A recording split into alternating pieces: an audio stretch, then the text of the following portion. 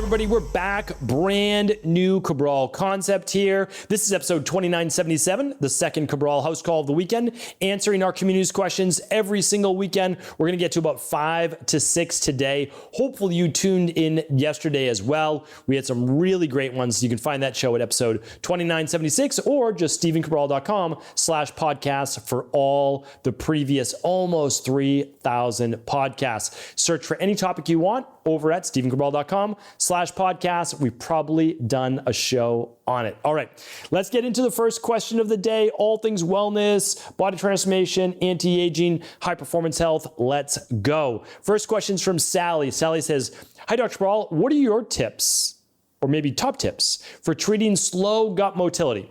My meals digest super slow, even if I leave 4 to 5 hours between them, and it causes uncomfortable bloating. Thanks so much for your answer. Really appreciate it." All right.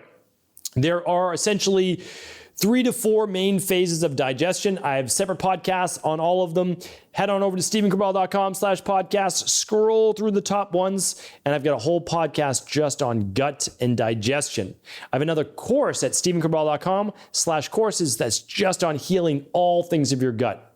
All right, how do we improve gut motility? Let's help Sally. First thing, have to chew the food to a paste. If you know you are someone that does not move food through your stomach very quickly at a normal pace, chew that food up. Give your stomach less work to do, right? So chew that food up to a paste. Usually it's 30 chews per bite. I know it seems like a lot, but you need at least those 30 chews for most food to turn it to a paste. The second, choose easier to digest foods. Heavy meats and oils are going to be harder to break down. I'm not saying they can't be healthy for you. What I'm saying is much harder to break down. So if you're eating meat, cut it up into smaller pieces, chew it a little bit better, or go with an easier to digest, such as a fish, or maybe even eggs, easier to digest if you're looking for animal-based proteins. All right, the next part is making sure you have enough stomach acid. So if you don't have enough stomach acid, the most likely reason why people have slow digestive motility is stress. We must relax before we go to eat. We must move out of fight or flight. We must calm that sympathetic nervous system. This can be done with, again, I can't go through everything because it's literally like hours long on this, but you have to improve stomach acid. So calm the body and then use a couple digestive enzymes. We use daily digestive enzymes over at stephencabral.com/shop. You can check those out. 2 to 3 of those would help before your meal. You could use a little apple cider vinegar in some warm water or hot water at a meal. Not a lot of water at a meal. You certainly don't want to dilute your stomach acid, but ginger tea or a little ACV could be helpful. I don't like to go right to betaine HCl with pepsin because if you have H. pylori, if you have stomach ulcers, it's not going to be good. So we usually don't go there. And then a slow, light walk after a meal for 15, 20, 30 minutes maximum can help with that digestion as well. Now, on the other end, we need to make sure that there's no H. pylori, parasites, candida overgrowth, or bacterial overgrowth. And we'd want to run a big 3 for that. That's food sensitivities, candida metabolic vitamins test, bacterial stool test. You can find the big 3 at stephencabral.com/podcast, stephencabral.com/shop. That'll take you over to our practice and it will allow you to find the root cause as to why you may have digestive issues, or better yet, run the big 5, which will give you, it will show you your stress levels, cortisol, and much more. All right, hopefully that helps get you started. Okay, Anonymous is up next. "Hi, Dr. Cabral. It seems that I'm having a severe form of GERD. For about 3 weeks or 3 years, I've had persistent gnawing, sometimes burning pain around my sternum area, so bad that I believe my vagus nerve has become inflamed. I occasionally get brain zap sensations akin to an SSRI withdrawal, which may be due to vagus nerve inflammation, but not sure. Anyway, it seems I'm finding relief for the first time in using US-based Gaviscon. I'm switching to UK-based. US has aluminum, but the relief has been incredible. The UK ingredients are sodium alginate and potassium hydrogen carbonate. What do you think of this medication for the long term? I tried many other natural solutions, including Healthy Belly, but it seems that this medication has given me life-altering relief so far. Thank you." Okay, well, Anonymous, of course, we don't want you to live with all these symptoms, but I would look at all my podcasts for GERD and stomach acid reflux, okay? Because I go through all the different reasons why you may have it. I also go through it in my gut healing course at stevencabral.com/courses. So we want to look at, do you have a hiatal hernia? Do you have slow bowel motility, like Sally just wrote in with?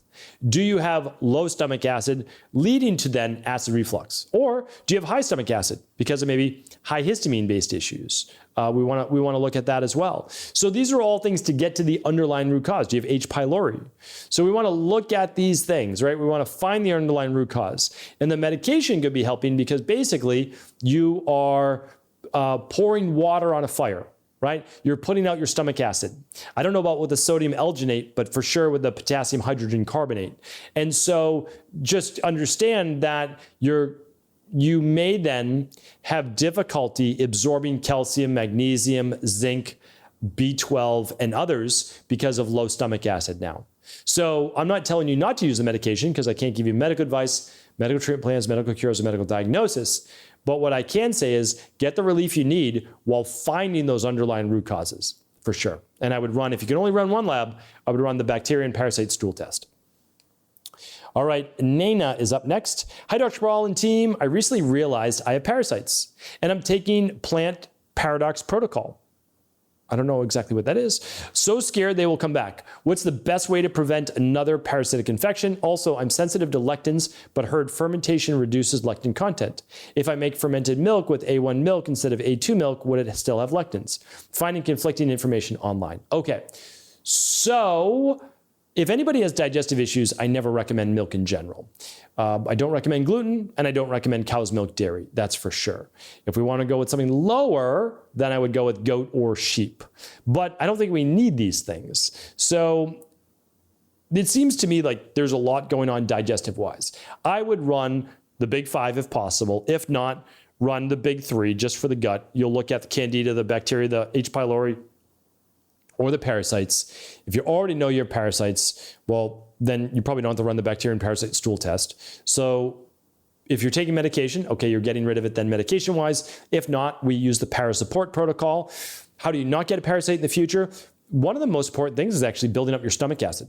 So your stomach acid, which a lot of people squelch, unfortunately, because they get acid reflux, is that it allows parasites and bacteria and viruses kind of a free ride through the stomach into the intestines, into your body. So the acid in your stomach is meant to kill parasites. It's meant to kill bacteria. It's meant to help break down protein and allow you to better absorb your nutrients. So better absorption, that's for sure. And we also recommend a yearly para-support protocol. So an anti-parasite protocol once a year. So that's how we do it. Most people take a couple digestive enzymes with a meal that can help to get things going, but that's what we do, okay? Elsa is up next. What are your thoughts on heated electric blankets? I get cold easily and I use it nearly every night to help me fall asleep. I also have anxiety and the heat helps calm me in anxious moments. The blanket I use is low EMF and turns off after 2 hours, but I still can't help but worry that this may have long-term risk effects if I use it every night. Would love your feedback, thanks. Yeah, it's a great question. So I've used, and I don't have it with me, but on my shelf right behind me, I have my EMF meter. My daughters love to walk around the house and test everything for EMFs, and they always tell me if they find something high in EMFs.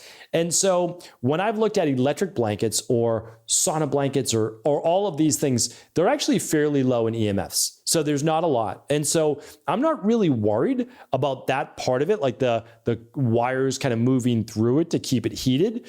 What I'm worried about is how it enters, the battery pack. There's typically one part of it that's higher in EMFs. So what I've done before, and I've mentioned this on other shows, I get Faraday tape or I get Faraday fabric and I will wrap that battery pack or whatever it is where the connection piece is that might be touching your body to block those EMFs. And that actually works. It works really well. And so you could do that. And then I always recommend everybody just invest in a good EMF tester themselves, an EMF meter, and it tests for radiations as well. And so you can do that. My favorite companies are at stevencabral.com/resources. So that's where I would look first. And the reason why I always say go to the resources page and not give you a name, because I enable myself to always give you a better company if a better company comes along. That's all. So my favorite company is right at StephenCabral.com/resources, and you can just click on EMFs and you'll be able to find all the different EMF blockers I recommend. All right, Jamie's up first.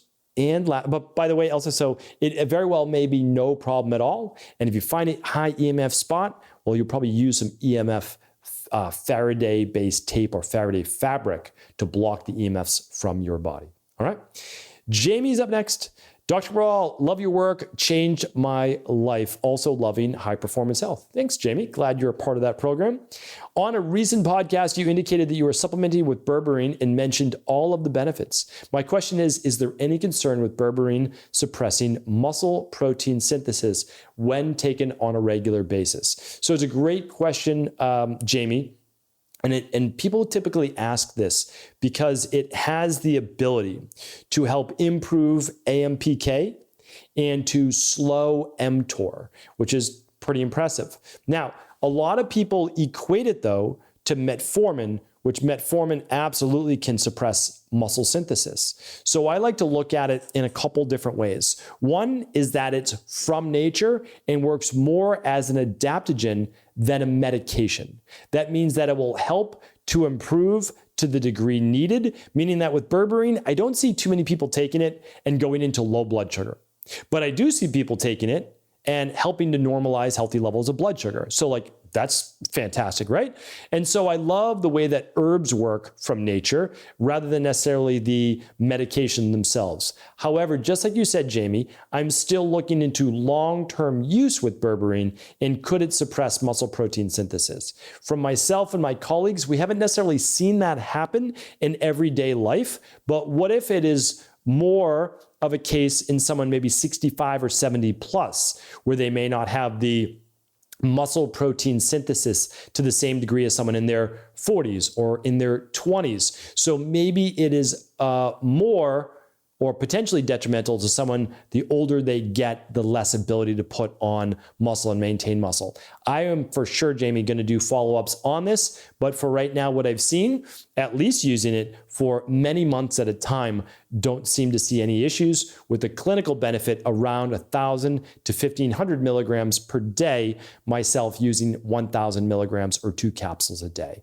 And you can find the berberine that I use at StephenCabral.com/shop. Again, you don't have to use the formula that we use, but we're also making really great upgrades to that one too. And so definitely stay tuned for that, because anything that I'm using, I like to be able to share with you. All right. Thank you, everybody, for writing into the show. I thank you. I appreciate you being a part of the community. If I can help in any other way, leave it in the comments. We take all your feedback. We turn them into shows. Try to just continue to educate myself, the entire community, everyone, each and every day, trying to get that much better. So thanks so much. I'll be back tomorrow with a brand new Mindset and Motivation Monday. Don't miss it. It's the best way to start the week. Thanks so much for tuning into today's show. Before you go, don't forget to hit that subscribe button. I want to make sure that you're getting our daily content, not missing out on anything functional medicine, wellness, weight gain, weight loss, anti-aging, living longer, stronger, and all of the most cutting-edge research. And if there's any topics you want to hear, feel free to leave them in the comments below. Take care.